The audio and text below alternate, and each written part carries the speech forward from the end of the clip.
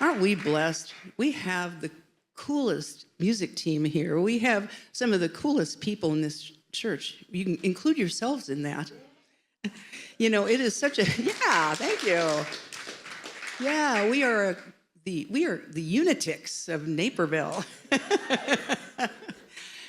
You know, this has been a really fabulous summer. You have to admit, we have definitely missed our Reverend Kitty Benson. And for anyone who's on live stream and anyone here in the room for the first time, if you've not met Reverend Kitty, she'll be back next week.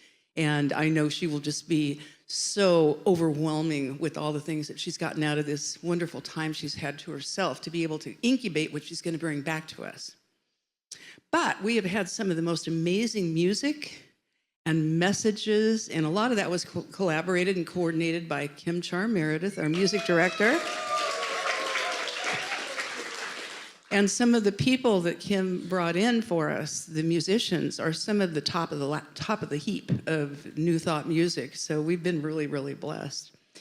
And I just wanted to take a moment today, which I always want to do, to again acknowledge all of you. And I want to particularly acknowledge you because you're here when the minister's not. And Michael and I have been in ministry. We were in pulpit ministry for over 15 years, and we were in churches for many, many years. And there was often a tendency when the minister was gone, so was the congregation. Everybody took a vacation. So I'm really, very, very grateful that you're here today and that you're here on live stream, because we do have some things to share and messages we want to impart. And I have an intention for all of us leaving here today shifted in some way and made better for it. Are you willing to set that as an intention for yourselves? Good job. So in unity, we believe, as we do in all New Thought, that there really is, at the level of the highest consciousness, there's only one of us here. And we are that unity in a magnificent variety. And when we recognize that unity within each other, we call that namaste. That's a Sanskrit word that means that that which is the divine of me honors and sees the divine in you. And I'd like you just to take a moment and say good morning to the people around you and say namaste, namaste, and I'm so glad you're here.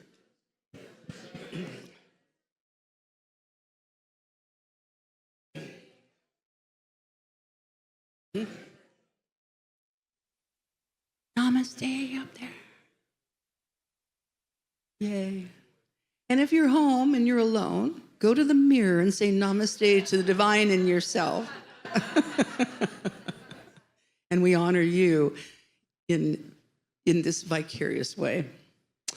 So we want to talk a little bit about unity today, just a little refresher as we go into September. You know, everybody, the kids are going back to school. We may as well go back to school. So I just want to remind you that here in the Unity Church, Unity Worldwide, part of New Thought, there are some principles that are the foundation of unity.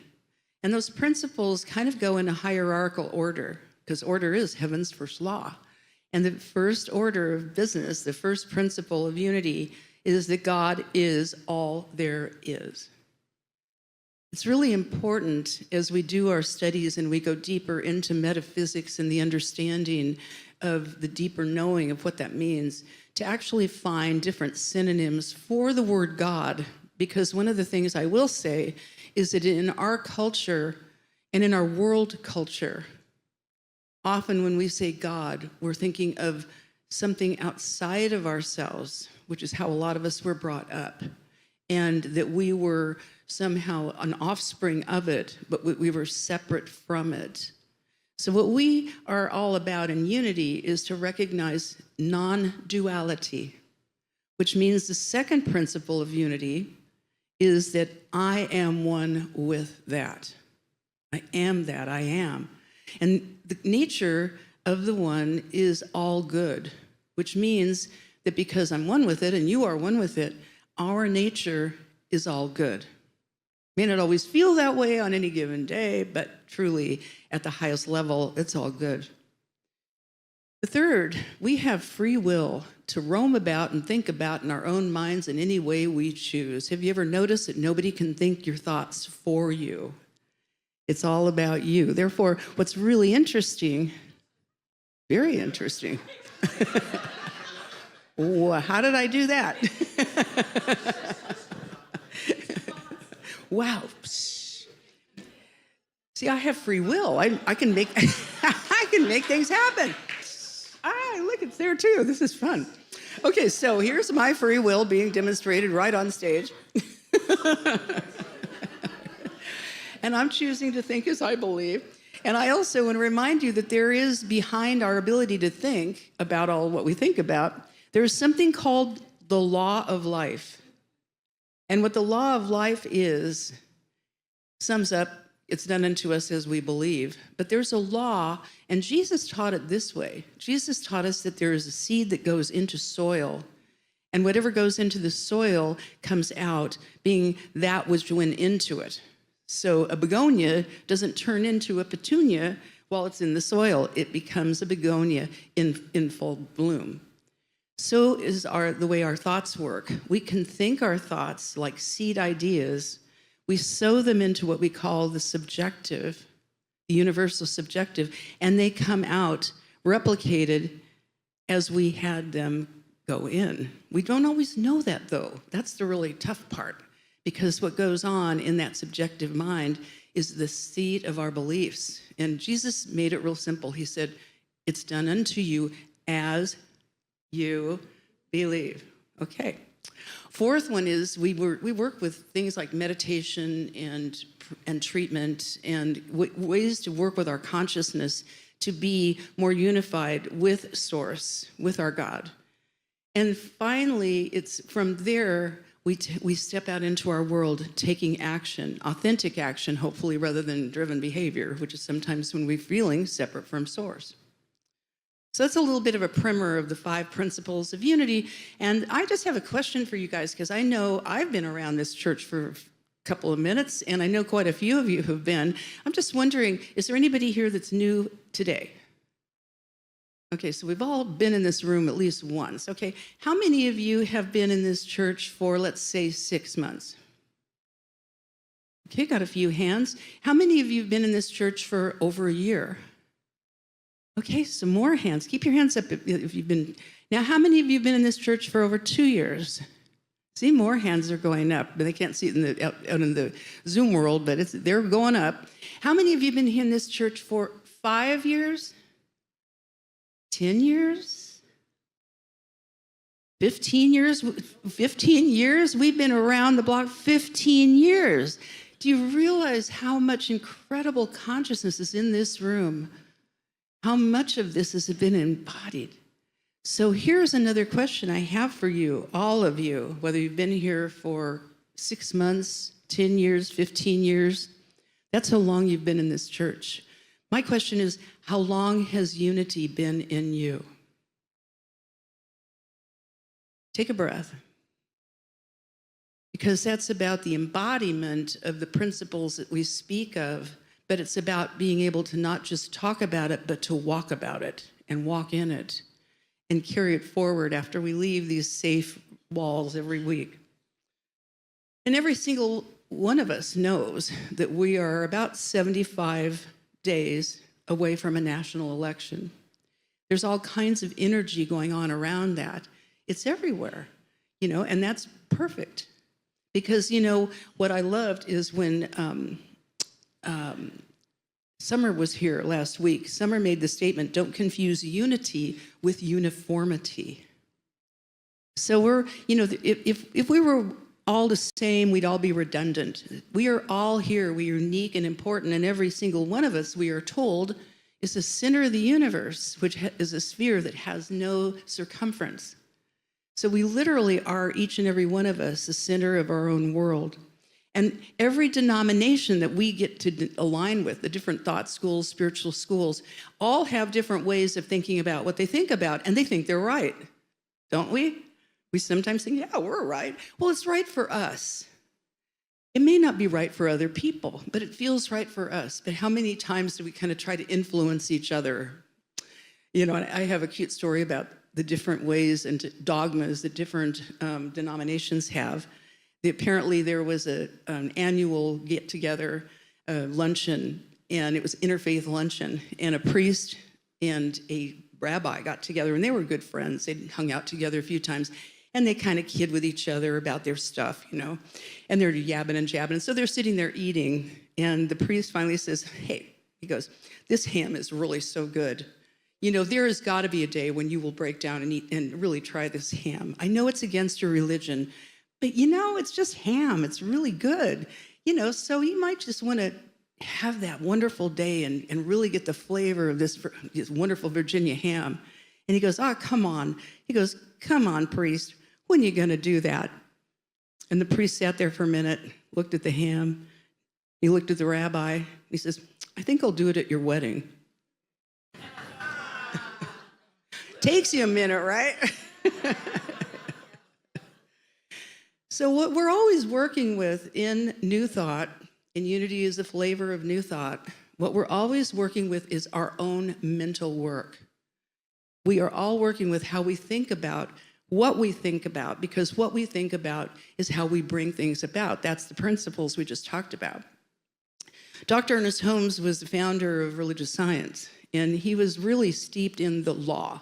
He was very much more of the science end of it, which I kind of love because I'm kind of geeky in that.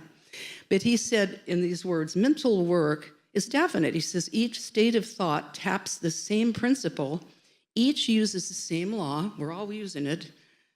It is inspired by the same spirit, but each draws forth from a different result. Here is multiplicity proceeding from unity.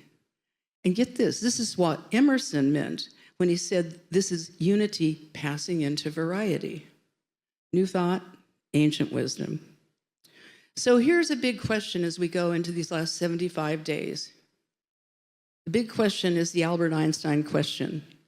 He said, the most important decision we make is whether we believe we live in a friendly or a hostile universe. And I'd like to put up my slide. Let's get my slide up there. I only have one slide. I think this slide is really cool. It says, it was actually a quote from Wayne Dyer. It says, when you change the way you look at things, the things you look at change. I thought it was kind of an innocuous, but very poignant way to show how very differently we perceive things through our own perceptions. Each of us has our own set of value systems. Each of us has our own set of beliefs. Each of us has our own cultural background. Each of us has subjectified thoughts and beliefs that we have bought into, didn't even know were there, because those subjectified thoughts and beliefs that run our show and actually live our life through us, most of them we don't even know we're there until we start to really look into it. And it takes courage to look into what am I really believing and is it really serving me? And I just love this picture because look at the different worlds these three are living in. And I got to tell you, I was looking at it and I thought, I'm going to tell myself I've been all three of them. Depends on the circumstance.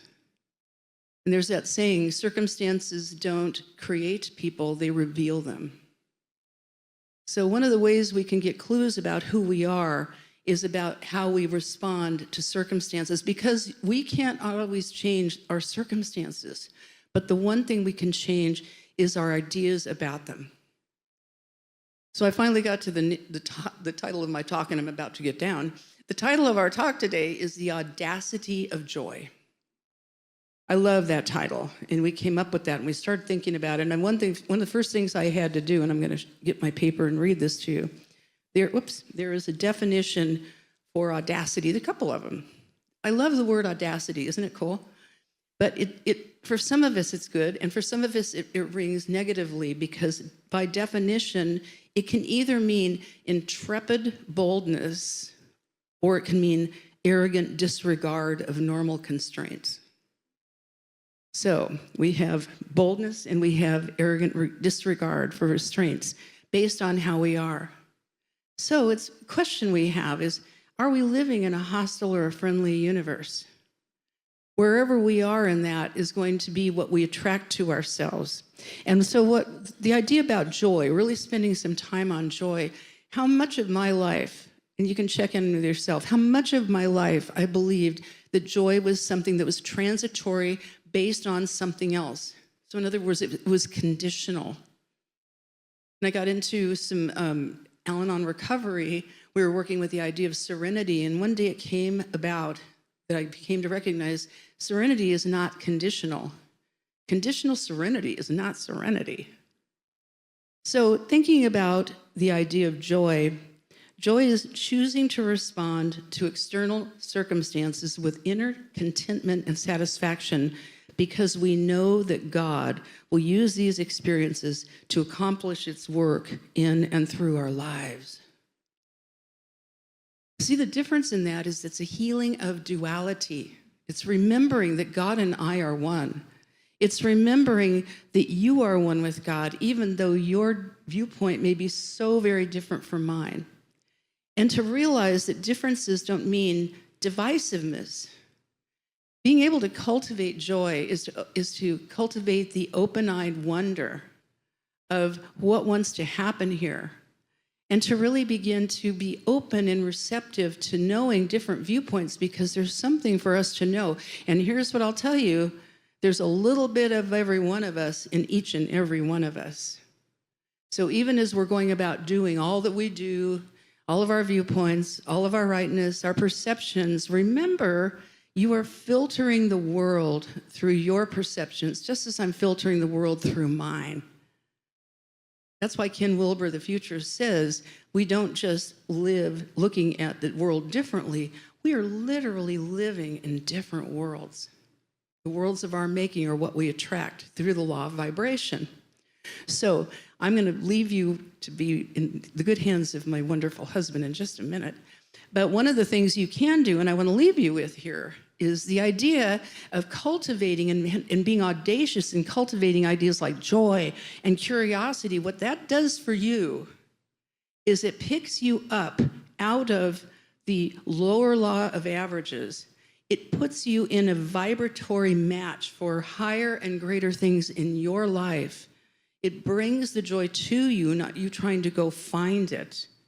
So it's all about being able to really work with that. Wayne Dyer actually studies the law of, the map of consciousness, the one, power versus force. And I heard him make a statement recently. He said, wisdom is avoiding every thought that will weaken me. And that's about making a decision, the power of the decision to cultivate joy. It begins by realizing that there's a lot more alike in us, that there is different than us, that different doesn't have to be divisive.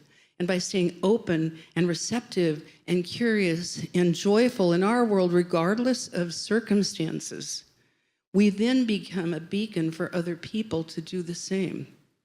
So it all comes down to, and this is a setup here, it all comes down to we really are wonderful beings, spiritual beings, having a human experience. We are really everyday people. And we're going to watch a video on that. And unlike the other speakers we had over the week, Michael and I are going to save you. We are not going to sing it. We're going to let them sing it. Thank you.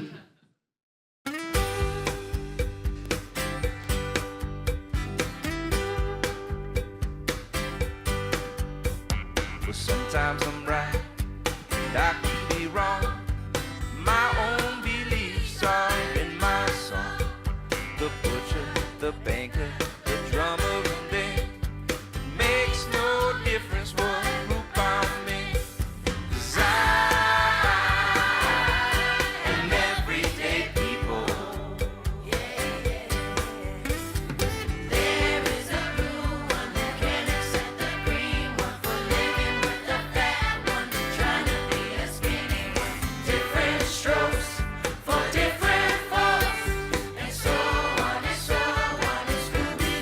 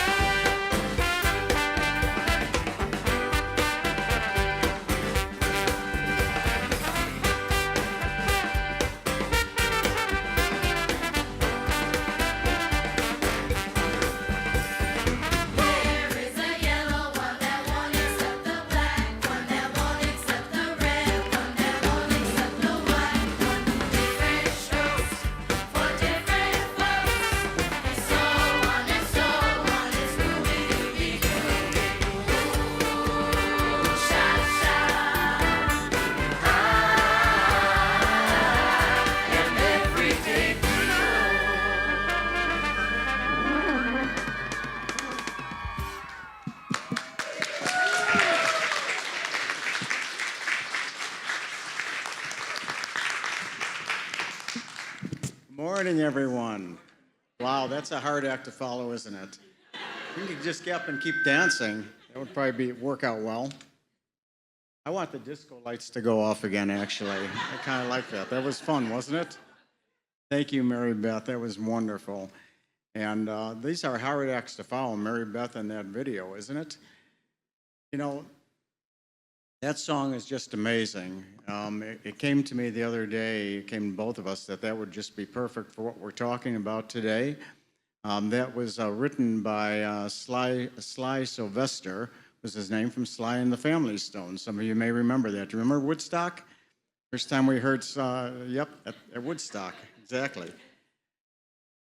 I want to just read some of the words that were being sung. I'm not going to read the whole thing, but they are so pertinent, so powerful, so amazing. There is a blue one who can't accept the green one for living with a fat one, trying to be a skinny one. Different strokes for different folks, and so on and so forth. Scooby-Dooby-Dooby. We got to live together. There's a yellow one that won't accept the black one, that won't accept the red one, that won't accept the white one. Different strokes for different folks, and so on and so forth, and Scooby-Dooby-Dooby.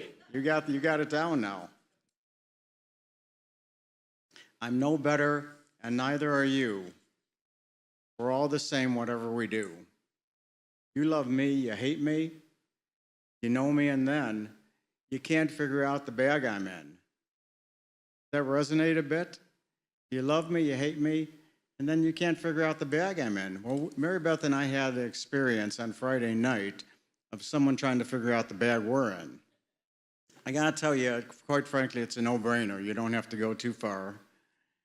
But we were at a retirement party for a friend right down the block from us, and he invited a number of our neighbors. And there was a couple right nearby who were there that we've known for about 18 years. Since we've lived in our house, they live very close to us.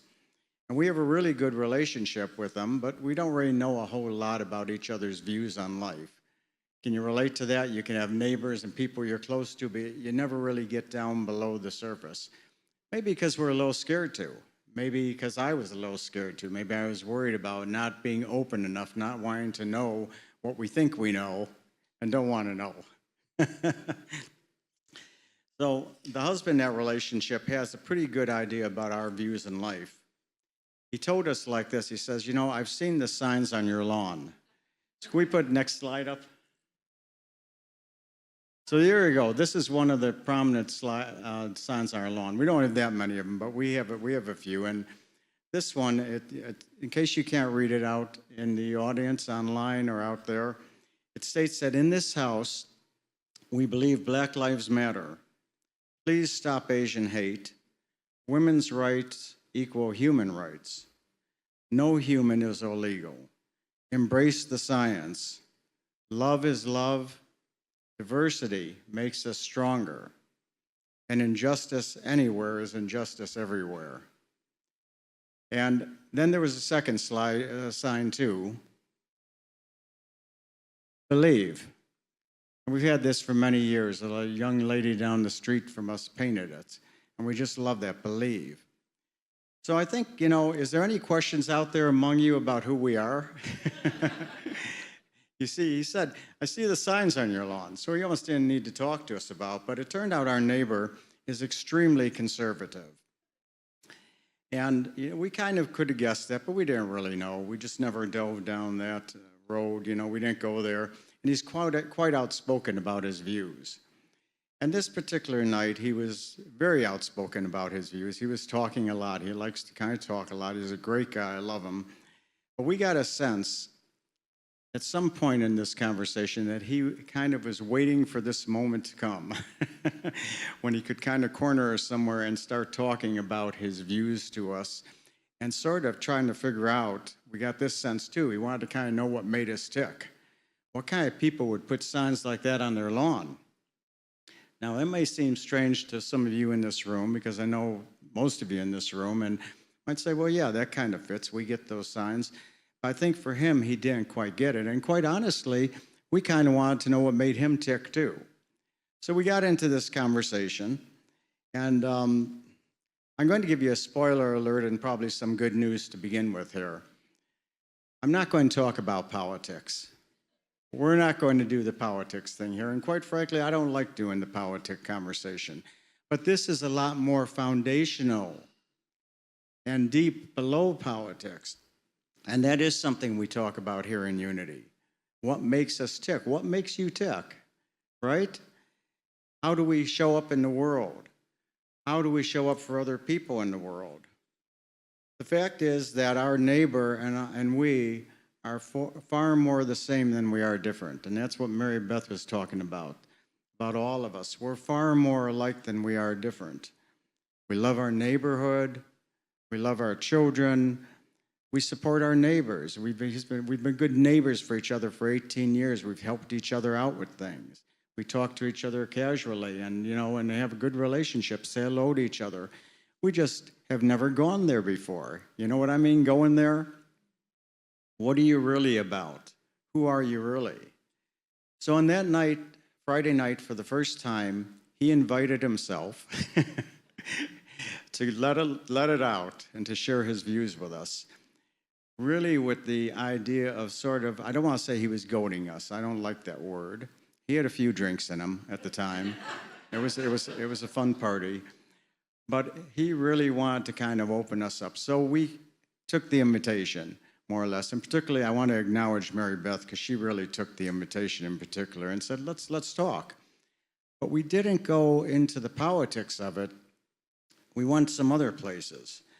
Now, he believes, and he wanted to share this with us, that he felt he had been passed over for years. He's a contractor, a successful one, but he felt he had been passed over for years by affirmative action and minority bidding requirements that had left him on the sideline on a number of opportunities, and in that regard felt that wasn't always given to the best person, quote unquote, in his words. He believes that unions have stood in the way of his good, often giving people more money than they probably merited. He is afraid about other people taking away our jobs. And there's even more I won't mention. I won't go into it because it's not even pertinent here. But the bottom line takeaway is that there was a lot of what Mary Beth talked about before, living in a universe feeling it's not a safe place, which is what Einstein was talking about. We can believe that we're in a safe universe, or we can believe that's not a safe universe. That's what it all comes down to. And here in Unity, what do we talk about? We believe that we live in a safe universe that we're provided for, that God is good all the time. And most of all, this gentleman believed that he has worked hard for years to get to where he's got to, which is great, and that his experiences over those years, his many experiences, some of them I mentioned, have created who he is. Now, Mary Beth, wonderful as she is, took the occasion to just say to him at that point, it's not your experiences that created who you are, it's what you believe about your experiences that created who you are. And I'll change that. It's not who we believe we are, it's not our experiences that create us, it's what we believe about our experiences that create us. Does that make sense? And that's everything we teach here. It's done unto us as we believe. And I want to applaud Mary Beth for just really taking that on. Because at that point now, he was kind of, what? You said what? And of course, we decided maybe it was not a good time to teach New Thought, religious science, and unity to this individual.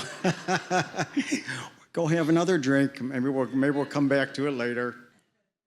We sort of lost him at that point. But, we did speak our beliefs, and it was not from a place of trying to change him or convert him.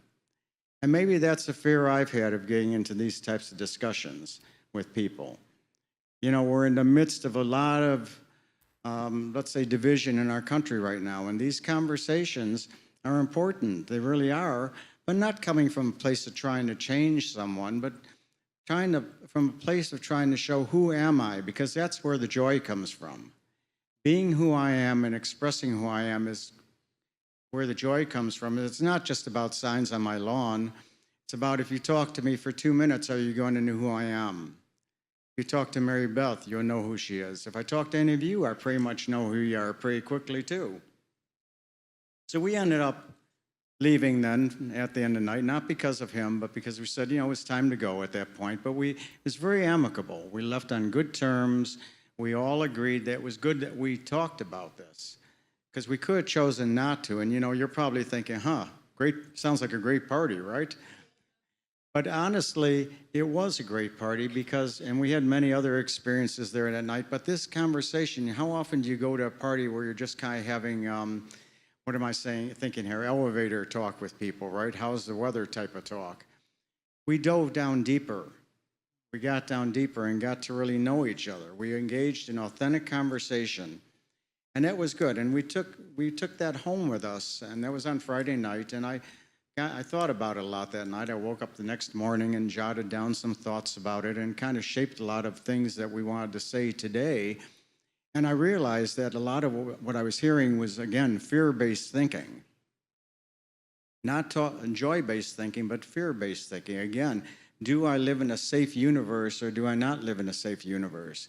Are there things out there, conditions, experiences going on around us that I have no control over and they may get in the way of my good, versus what we teach in New Thought and the principles of unity that Mary Beth shared with you earlier, is that no, I create my expression of life, and by the way, life is conspiring for my highest and greatest good. And what Mary Beth and I like to say now oftentimes is my life is unfolding for good. Now, when I take it in that context, I can take events going on in my life, including the political landscape, which I already said I'm not going to talk about. If I can take that and anything in my life and say, this is conspiring for my good. The universe is working for my highest and greatest good. I may not be able to see it right away. I may not know it, but I can believe it. I have faith in it and I trust it. And that's going to create greater joy in my life because I'm not walking around fretting about things, right?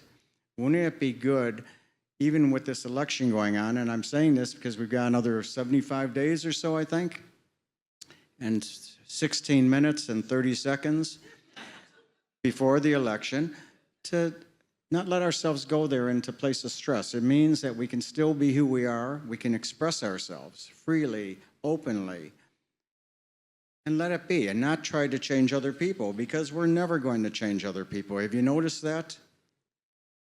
Isn't it better to just focus on what we have in common and try and change ourselves if we want? As we've said before, it's easier to put our slippers on than try to carpet the entire world, right? Ernest Holmes, the founder of religious science, said that everybody attracts to himself or herself just what he or she is. And we may set it down that whatever we are, however intolerable the situation may be, we are just where we belong. There is no power in the universe but ourselves that can free us. No power. No power or control by anything outside of ourselves, because you have that power. You are God in expression. You are this intelligence in expression. You're unique, individualized expression of spirit. And within that, we have that same power to create through our spoken word. And I'll tell you, your word is powerful. So that's my final piece on this message, is to be impeccable with your word. And for any of you who have ever read the Four Agreements, anyone in here ever read that? This first law and the first agreement is be impeccable with your word. And that means knowing that my word is powerful. How am I showing up, and what am I putting out there to the universe? What are you putting out there to the universe? How are you showing up? Are you showing the universe how you tick? Because we all want to know. People around you are craving to know it, believe it or not, and it may be scary sometimes, it may be frightening, and I'm probably speaking for myself, because I shy away from getting into those types of conversations that I had on Friday night. I really do, believe me. At some point I thought about, maybe I better excuse myself here and go say I gotta go get a drink or something and not come back. That did not happen. Instead, we stayed. We did the bold and courageous thing, and again, Mary Beth took that leap off the diving board first, and it was good. It was really a good thing. It's okay that people don't agree with us. As long as in that context we can know that we are all the same. just with different views, different ways of seeing life. As Mary Beth said, it's not just that we see life differently. We live in different worlds in many respects. But we're all human beings. We're all spiritual beings having this human experience together. We all have families we love, friends, communities. We're all just trying to do life the best we can here. So I invite you to be impeccable with your word, to think about that, where you have opportunities to express your word more. Show people who you are. Let them see you. Have the critical conversations with friends and neighbors, and in so doing, open yourself up to receive greater joy and good in your life with no attachment to having to change anyone. How's that? This is a safe universe. All is good. God provides for each of our good right here and now. And I invite you right now to join me in meditation as we take that idea to heart.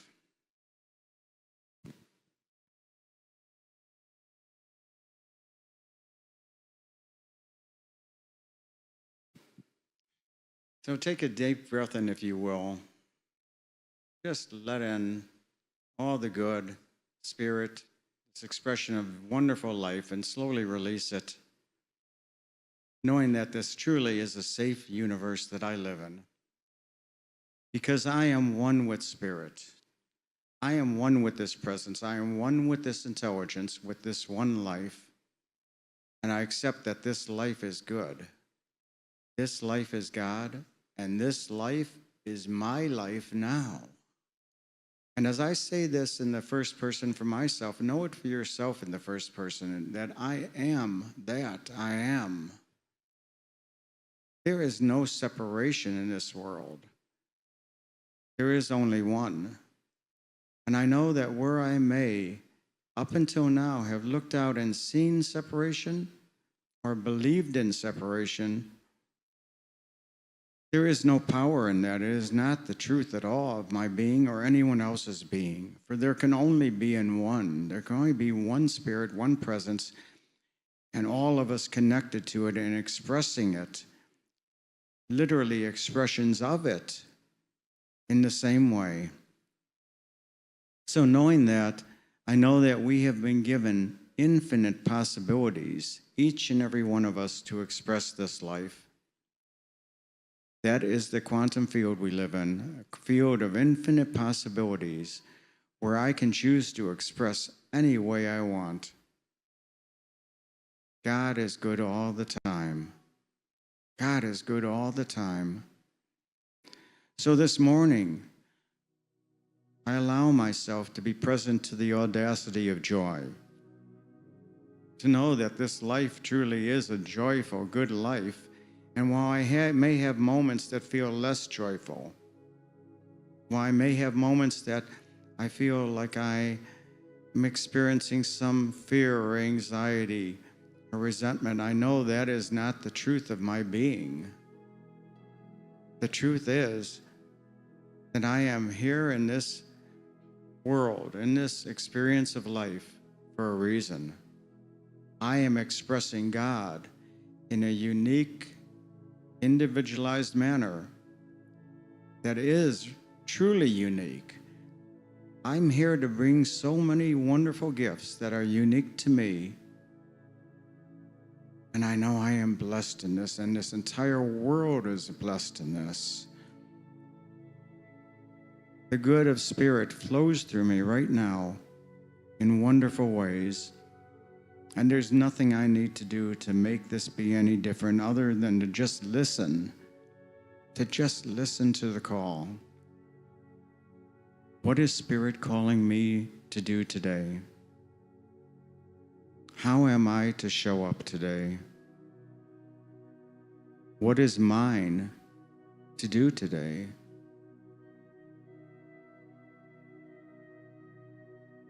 And as I get clear on these ideas and these feelings and these inspirations, this intuitive knowing that is flowing through me from Spirit, as I get clear in it, I know I feel a greater sense of peace, of lovingness, and of good in every area of my life.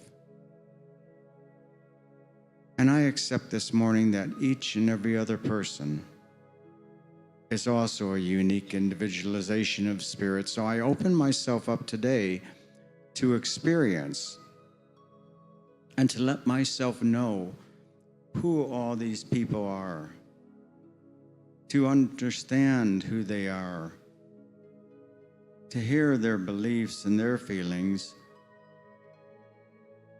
without attachment or without any need to change anyone, because each of us is expressing this good of God, irrespective and regardless of how people may want to express that or acknowledge it. That's the truth that I know. And I know right now that I am impeccable with my word. So that word of who I am has power to it, a power to create, power to make things in my world look the way I want them to look. And I do this. I'm impeccable with my word by showing up in life in my authentic self, and letting the world see me now as I am, because I am that. I am that.